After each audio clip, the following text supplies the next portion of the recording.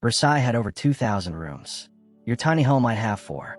But the secret that made Versailles feel infinite is the exact same secret that can make your 4-room home feel twice its size for almost nothing extra. Not a single square foot of construction. Just one decision, made before you ever pick up a hammer. By the end of this video, I'm going to show you the one layout mistake almost every small home makes, and the 200-year-old fix that solves it. Before we get into it, if you're planning, building, or renovating a small home, hit subscribe right now, because this channel breaks down the real design science behind making small spaces live big, without the gimmicks and without the hype. Now let's get into it. So picture this. You walk into a tiny home. The front door opens into the kitchen. To your left is a wall. To your right is a wall. Straight ahead, 8 feet away, is another wall with a door into the bathroom. That's it. Your eye travels 8 feet and stops dead. That room, no matter how nicely it's decorated, is going to feel like a box. Because it is a box. Now, picture a different tiny home. Same exact square footage. Same 8 by 10 kitchen. But this time, the door to the bathroom isn't centered on a random wall. It's lined up dead center with the front door. And on the other side of that bathroom, there's a window lined up with both of those doors. Suddenly, your eye doesn't stop at 8 feet. It travels through the kitchen, through the bathroom, and out the window to the yard beyond. That's 20, 30, maybe 40 feet of visual distance inside a home that's barely 400 square feet. Quick visual note here for anyone planning this out. When you're choosing what sits on that sightline inside the bathroom, aim for the vanity, a tiled shower wall, or the window itself, not the toilet. The alignment trick works on architecture, not on bad framing of fixtures. Same walls, same furniture, same exact footprint. But one of these homes feels like a shoebox, and the other one feels like it breathes. That difference has a name, and it's called the Enfilade Effect. Here's the part that nobody talks about, and it's the reason most small home designs accidentally kill this effect before it even has a chance to work.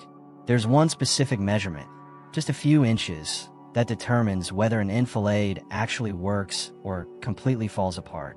Get it wrong, and lining up your doors does nothing. Get it right, and even a hallway closet door can make a room feel like it goes on forever. I'm going to show you that number, and where it goes wrong in almost every modern floor plan, later in this video. So stick around, because this is the difference between a small home that feels cramped and one that feels like a little palace. Let's go back about 250 years, plus a little, to understand where this idea came from. In French, enfilade comes from the word enfiler, which literally means to thread, like threading a needle. It describes a series of doors or thresholds aligned along a single axis, so you get an unobstructed view straight through a whole sequence of rooms. This became the signature move of Baroque and Neoclassical palace design. Think Versailles in France, or the Winter Palace in Russia. Picture standing in the very first room of a palace and being able to see, in a perfectly straight line, through doorway after doorway after doorway, room after room after room, sometimes a dozen rooms deep. It created a powerful sense of perspective, grandeur, and connection between spaces, all in a single glance. And it wasn't just for show, although the show was a big part of it. In a Baroque palace, how far down that enfilade of staterooms a visitor was allowed to walk literally told you their social rank. Under Louis XIV, the distance you were permitted to progress directly reflected your standing and your closeness to royal favor. The further you got let in, the more important you were. The enfilade was basically an architectural status meter. But here's the thing that's easy to miss. This wasn't only about ego and grandeur. Aligning all those doorways also helped move air and light through the entire building, which mattered enormously in an era before electric lighting or air conditioning. So this technique was doing double duty from day one. It was making spaces feel bigger and more dramatic, and it was making them more livable, brighter, and better ventilated. That combination is exactly why it's so useful for small modern homes today. So why does lining up doors actually trick your brain into thinking a space is bigger than it is? It comes down to two things: sightlines and what your eye uses to judge distance. When doorways and windows are aligned, they create a visual axis, basically a straight line your eye can travel along, that extends the perception of space well beyond the physical walls around you. Your brain doesn't measure a room by its walls. It measures a room by how far it can see. If your eye can travel 40 feet before hitting something solid, your brain registers that as a 40-foot space, even if you're physically standing in a room that's only 10 feet across. This is also why enfilades feel so good with natural light. The seamless alignment of doorways creates uninterrupted sight lines that read as visual depth and expansiveness, and it lets natural light travel through multiple spaces, accentuating details as it goes. Light traveling through a sequence of rooms does something really specific. It removes shadow lines at the thresholds, and shadow lines at doorways are one of the biggest subconscious cues that tell your brain this is where the room ends. There's also a psychological layer here that's honestly underrated.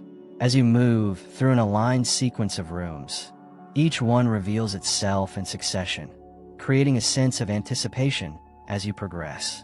Even in a small home, that little bit of what's beyond that door creates a feeling of discovery, instead of a feeling of I can already see everything this house has, and it isn't much. And one more thing worth knowing. Apartments and many homes only get natural light along one wall, which is why a lot of rooms feel dark and dead, especially the ones in the middle of a floor plan. Architects have used enfilades of doorways specifically to solve this, letting light bleed sideways from adjacent rooms into a space that would otherwise be starved for it. For a tiny home where almost every room is, by definition, close to an exterior wall, this is a tool you can use surgically, room by room, to borrow light from wherever it's strongest. Now, you might be thinking, this all sounds great for a palace with 12-foot ceilings and marble floors. Does it actually apply to a 28-foot tiny house on wheels, or a 400-square-foot ADU? Yes, actually, smaller spaces benefit more, not less. Here's why. In a large home, you've already got volume working in your favor. A 20 by 20 living room feels spacious because it's, well, 20 by 20. You don't need a trick. In a tiny home, every single design decision is doing multiple jobs at once, and you have almost no margin for error. If your layout accidentally creates a series of dead-end views, where every doorway frames a blank wall, your brain reads it as small, small, small from every angle, all day long. But if even 2 or 3 of your sight lines are extended through aligned openings, your brain gets a different signal in those moments, and that signal carries a lot of psychological weight relative to the size of the space. This is exactly why the enfilade idea has shown up so much in modern small space design, from museum layouts to contemporary homes, because it keeps creating compelling spatial flow and natural movement patterns no matter the scale. The principle scales down beautifully. You're just doing it with 3 rooms instead of 13. Okay, I told you I'd come back to this, so let's get into it. The single most common reason enfilade-style alignment fails in small homes isn't the layout. It's the door swing and the door size. Here's the issue. For an enfilade to actually deliver that see-through effect, the door openings along your sight line need to be roughly the same width, and ideally the same height, as each other. Traditional enfilades were built with careful attention to sight lines, proportions, and spatial rhythm, often matching door heights and aligning windows so the visual connection between spaces stayed consistent from room to room. In a lot of small homes and tiny houses, what happens instead is this. The front door is a standard 36-inch exterior door, but the interior door behind it, say, into a bathroom or bedroom, is a 24 or 28-inch door, because that's cheaper and that's what fits the framing. Now your aligned doorways aren't actually the same size, and worse, that smaller door often swings into the room and partially blocks the opening when it's closed or even when it's open. The fix here isn't really a cost issue, it's a planning issue, and it's one of the few genuinely free decisions in a build. Where possible, keep interior door openings along your main sight line at a consistent width, ideally 30 to 32 inches, which also happens to align with accessibility standards a lot of builders are already targeting in 2026 anyway. Make sure those doors swing out of sight line, not into it. If your budget allows for it, a pocket door or barn-style sliding door along these key sight lines is even better, because when it's open, there's zero door leaf interrupting the view at all. Worth knowing honestly, a pocket or sliding door does carry a small material premium over the cheapest swing door, but in the context of an entire build, it's a rounding error compared to the difference it makes in how the space feels. The second part of this number issue is height. If your front door is a standard 80-inch door, but your interior doors are 78 or even shorter pre-hung units, that 2-inch difference creates a visual step down at the top of the frame that your eye picks up on, even if you can't consciously say why something feels off.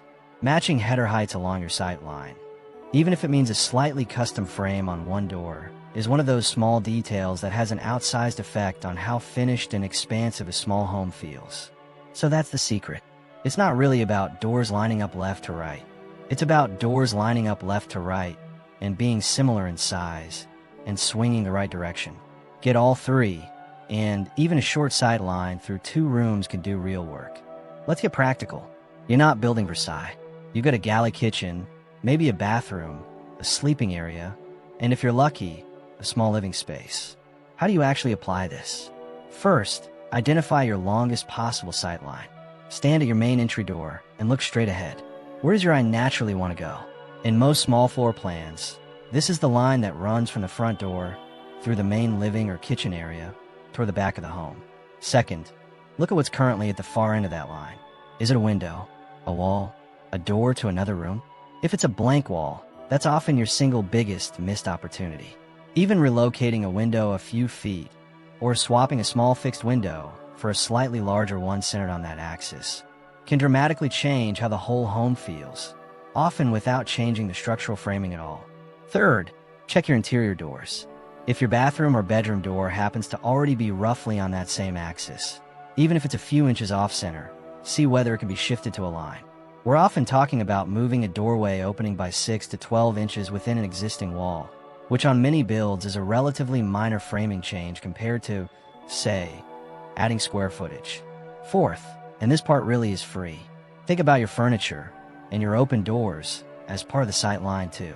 A tall bookshelf or a wardrobe placed directly in your main sight line will kill the effect just as completely as a misaligned door.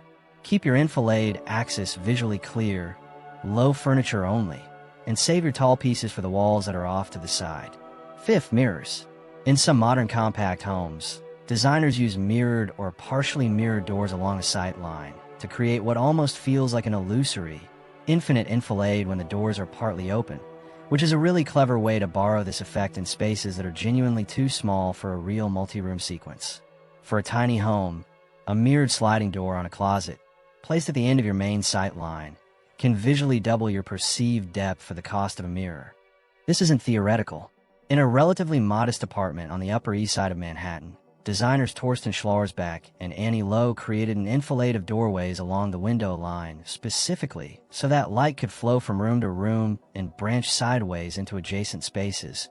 And the result, by the designer's own description, made the apartment feel palatial when viewed down the line, despite its modest size. That's not a 60-room palace. That's an apartment. And the same principle is what made it work.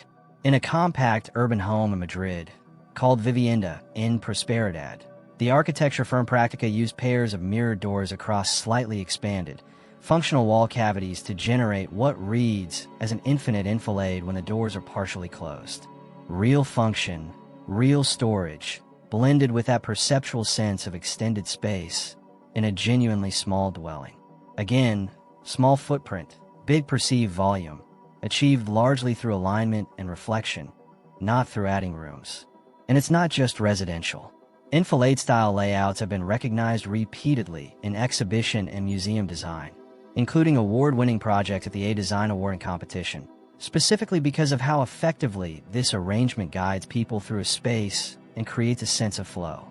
If it works for guiding hundreds of visitors through a gallery and making the experience feel considered and spacious, it will absolutely work for guiding you from your front door to your kitchen window.